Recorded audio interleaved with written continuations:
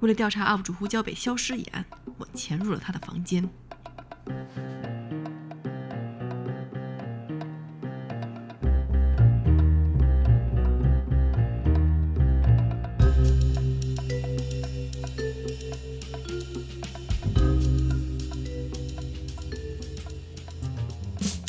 河西瓜，喵星人，和他所有的同类一样，明明是个天生的猎杀机器，却要被抱起来亲亲。在2023年10月，胡椒北发布了1年磨意面中第一次亮相，从此以迅雷不及掩耳之势长成了梨形身材。容貌焦虑指数0，形象管理-1。不要问我是谁，我就是。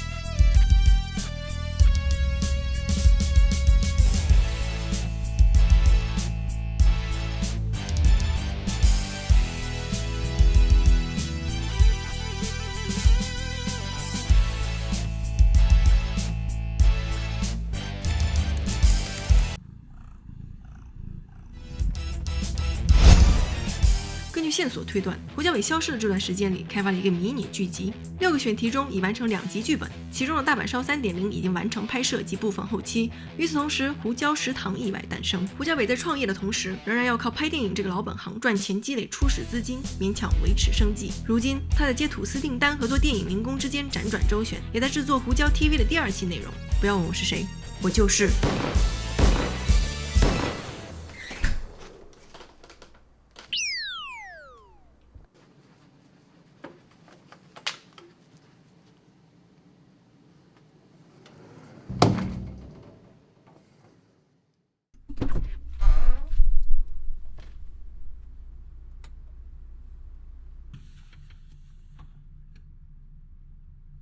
我断更的这段时间消失的这段时间分为2个阶段，一个是1年磨意面这期视频发布之前的1年，和上一期视频发布之前的8个月。1年磨意面的这1年里呢，其实真正拉面的时间集中起来才11天，剩下的时间我拍了8部电影，而这8部电影通通都是我断更的借口。真相是我害怕自己剪不出来，怕这个视频没有上一个视频好，怕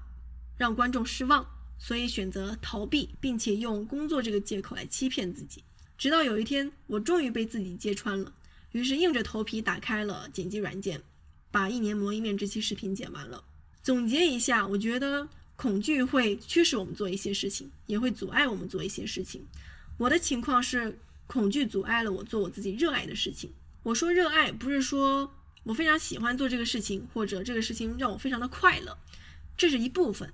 如果让我重新定义热爱这个词，我会觉得热爱是你明明知道很痛苦，却仍然想做的事情，并且能从中汲取能量。剪完1年磨意面之后，我进入了第2个阶段，创作瓶颈。如果你仔细看，你会发现这期视频跟再上一期的炸鸡华夫饼虽然做的是不同的食物，但是所讲的东西是一模一样的。为了突破这个瓶颈，我尝试做了一些形式上的改变，于是就有了胡椒北美食制片厂这个美食剧集。大阪烧这一集我拍了，也有粗剪了，但是却迟迟没有把它完成，至今也没有发布。其中有一个表象的原因，就是这个剧本里面有一个胡椒食堂的元素被我还原到了现实生活中，所以我现在是真的在创业，平时要接订单这样子。而深层次的原因是我看到粗剪，我觉得我并没有突破我想要突破的那个瓶颈，然后我又面临同样的问题，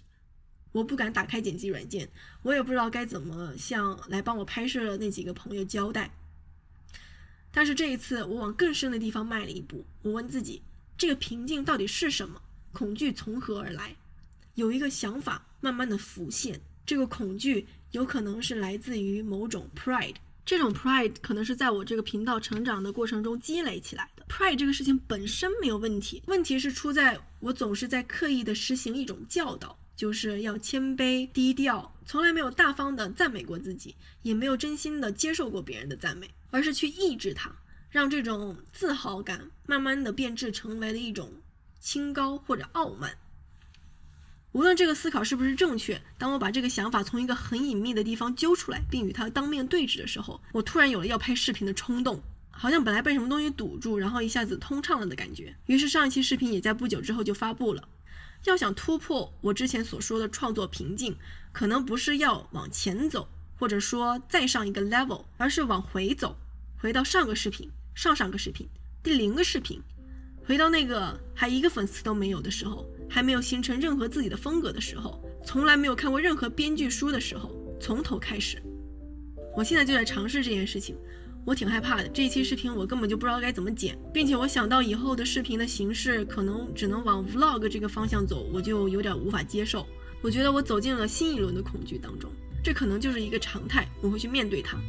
也许人生就是不断的在热爱与恐惧之间循环往复，我想学会如何与他们相处，我想允许自己为每一次的胜利光明正大的喝彩，也想允许自己在每一次受挫的时候尽情的崩溃，然后关机重启，从0到1，也许并没有比1更大的数字。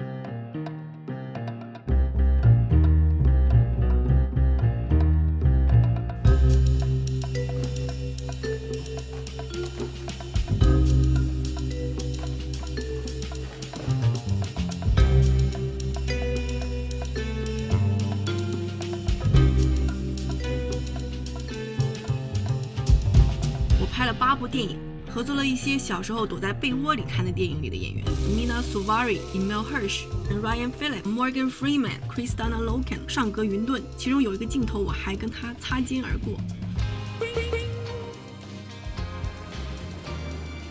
哎呦，吓死我了！